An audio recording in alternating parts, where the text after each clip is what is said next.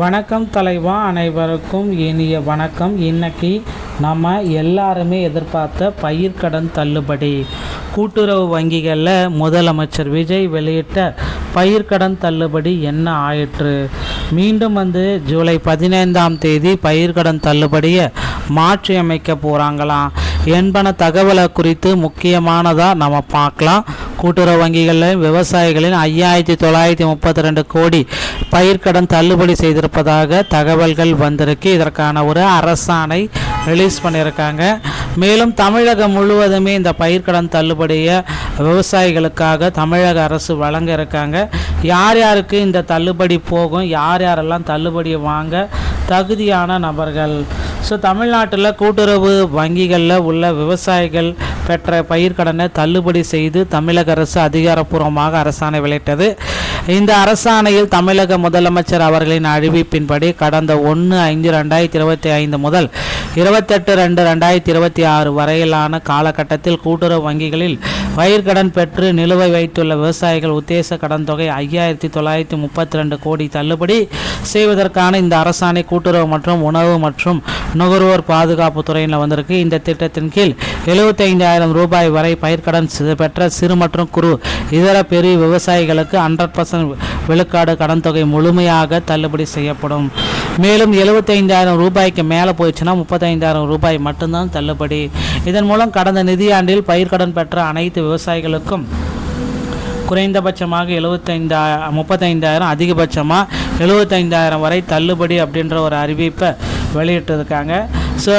இதில் இந்த திட்டம் பார்த்திங்கன்னா நிறைய பேர்த்துக்கு சாதகமாக இல்லை. நிறைய பேர் பார்த்திங்கன்னா 85,000 கடன் வாங்கியிருக்காங்க, 95,000 கடன் இருக்காங்க, 1,00,000 2 லட்சம் 3 லட்சம் 4 லட்சம் அதிகம். இந்த கடன் தள்ளுபடி திட்டத்தின் மூலம் ஒட்டுமொத்தமாக தமிழ்நாட்டை சேர்ந்த 14.43 லட்சம் விவசாயிகள் பயனடைவார்கள். இதில் 2.5 ஏக்கர் நிலம் வைத்துள்ள 8,33,731 குறு விவசாயிகளுக்கும் 3,599 கோடியும், 5 ஏக்கர் வரை நிலம் வைத்துள்ள 5,16,183 சிறு விவசாயிகளுக்கும் 1995 கோடியும், 5 ஏக்கருக்கு மேல் நிலம் வைத்திருக்க 93,548 இதர பெரு விவசாயிகளுக்கு 337 கோடியும் உத்தேசமாக தள்ளுபடி செய்ய உத்தரவு வச்சிருக்காங்க. இப்பயிர்க்கடன் தள்ளுபடி திட்ட முறைகேடுகளை பல்வேறு நிபந்தனைகளை அரசு விதித்துள்ளது. மத்திய மற்றும் மாநில பணியாளர்கள் ஓய்வூதியர்கள் பெற்ற பயிர்க்கடன்களுக்கு இந்த தள்ளுபடி வழங்கப்பட மாட்டாது அப்படின்றதையும் குறிப்பாக சொல்கிறாங்க. கூட்டுறவு நிறுவனங்களில் பணிபுரியும் அலுவலர்கள், அவர்தம் பணியாளர்கள், கூட்டுறவு சங்க நிர்வாக குழு உறுப்பினர்கள் அவர்கள் பெற்ற கடனுக்கு விலக்கு அளிக்கப்பட மாட்டாது. ஆதார் மற்றும் குடும்ப அட்டை, ரேஷன் அட்டை அடிப்படையில் ஒரே விவசாயி ஒரே குடும்பத்தில் ஒன்றுக்கு மேற்பட்ட பயிர்க்கடன்கள் பெற்றிருந்தால் வாய்மொழியாகவோ அல்லது எழுத்துப்பூர்வமாகவும் நிலத்தை குத்தகைக்கு எடுத்து விவசாயம் செய்யும் குத்தகை விவசாயிகளுக்கும் பயிரிடும் பரப்பின் அடிப்படையில் இந்த தள்ளுபடி பொருந்தும். ஆனால் நில உரிமையாளருக்கு இது பொருந்தாது. போலியான புனையப்பட்ட ஆவணங்கள் மற்றும் கடன்கள், பினாமி கடன்களுக்கு இந்த திட்டம் பொருந்தாது. 1/5/2025 முன்னர் பெற்ற கடன்களுக்கும் 28/2/2026 பெற்ற நிலுவையில் உள்ள அரசாணை வெளியிடுவதற்கு முழுமையாக திருத்தி செலுத்தப்பட்ட கடன்களுக்கும் இந்த திட்டம் பொருந்தும். இந்திய ரிசர்வ் வங்கி கட்டுப்பாட்டின் கீழ் இந்த திட்டத்திற்கான தகுதியான விவசாயிகள் பட்டியல் மென்பொருள் தரவுகள் மூலம் சங்கம் சரியாக சரிபார்க்கப்படும். இதற்கான மாவட்ட, மத்திய கூட்டுறவு வங்கி பணியாளர், துறை அலுவலர், கூட்டுறவுத்துறை தணிக்கை அலுவலர் ஆகிய சிறப்பு சரிபார்ப்பு குழு அமைக்கப்படும். இந்த குழுவில் 21 நாட்கள் சரிபார்த்து பட்டியலை வெளியிடுவாங்க.